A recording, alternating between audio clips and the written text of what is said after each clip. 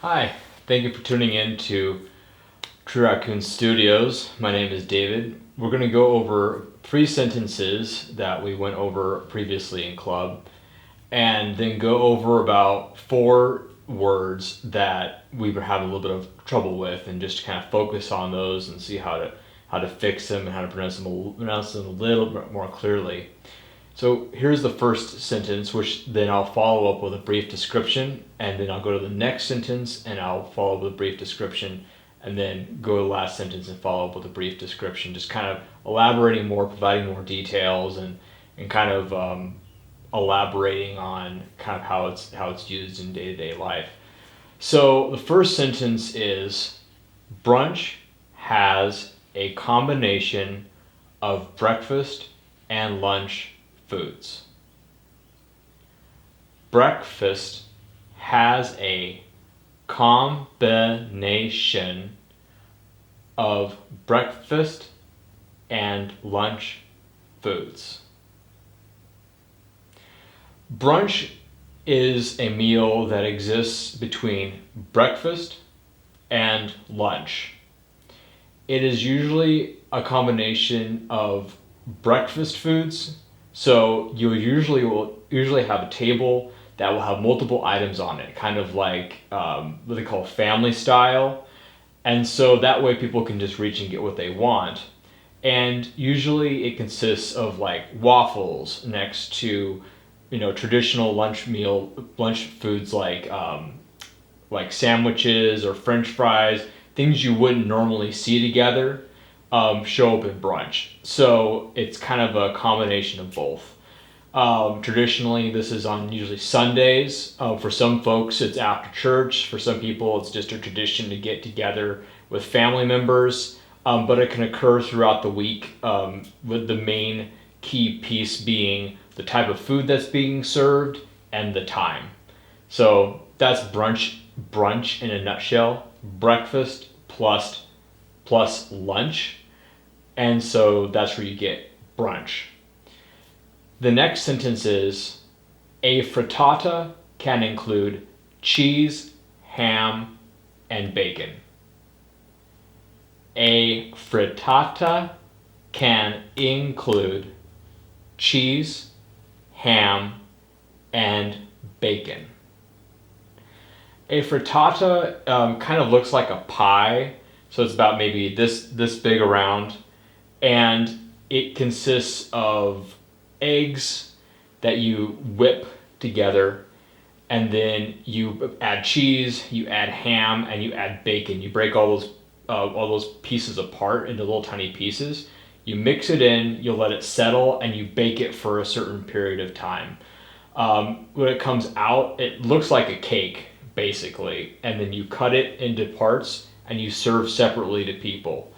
It's really popular. It's definitely a brunch item, and it's a perfect brunch item because it looks like a cake, something that you could possibly eat during lunch, but it's made up of breakfast food. So that's a perfect brunch item.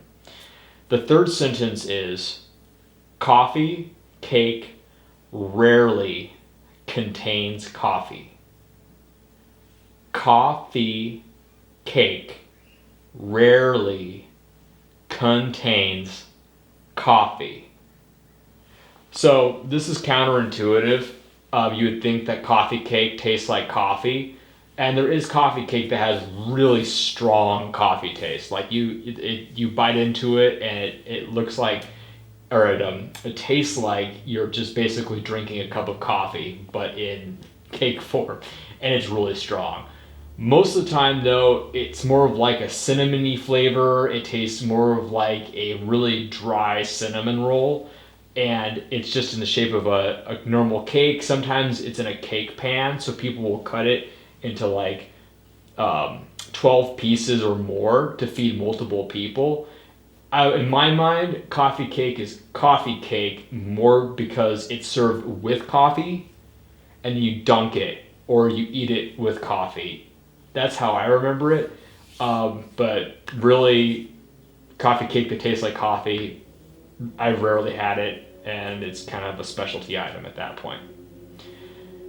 So the four sentences the four words, the four words that we're gonna go over. The first one is combination. So it's combination. Combination. So it's really tempting to slur this one, meaning combination. You kind of burn through it because it's a long word, multiple syllables. But the problem is that if you don't break it up, combination, then no one's going to understand what you're saying if it's too fast. So slow down, sound out the syllables, and then everyone can know what you're talking about. The second one is ham. This one's surprisingly tricky because it's a very short word, one syllable, but it's not ham, it's not ham, it's ham.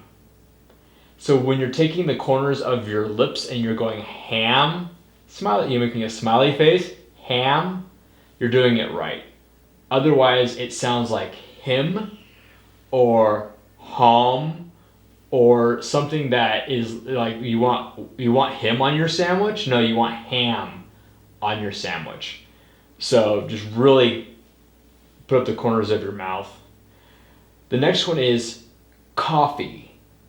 Now, how I understand it is you have like cafe, and you have those types of sounds in Vietnamese, right? I'm looking behind the camera. Yep, I'm getting nods. Yes, that's correct. So it's like cafe. Here's the issue is in English it's coffee. I mean, if you say cafe, people will guess what you're talking about, but it sounds like very fancy. So it's coffee. So coffee. And the next one is going to be rarely. This one is really easy to kind of burn through. It's rarely.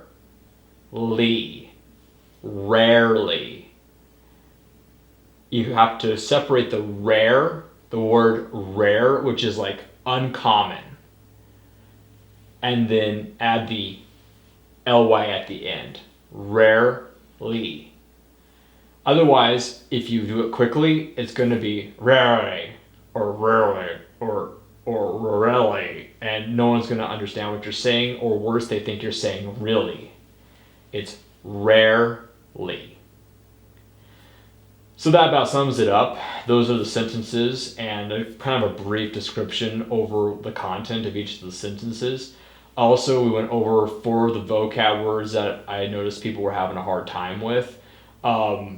And I really appreciate taking time out of your schedule to watch this, and hope you found it informative. And we'll see you next time. Don't forget to tune in.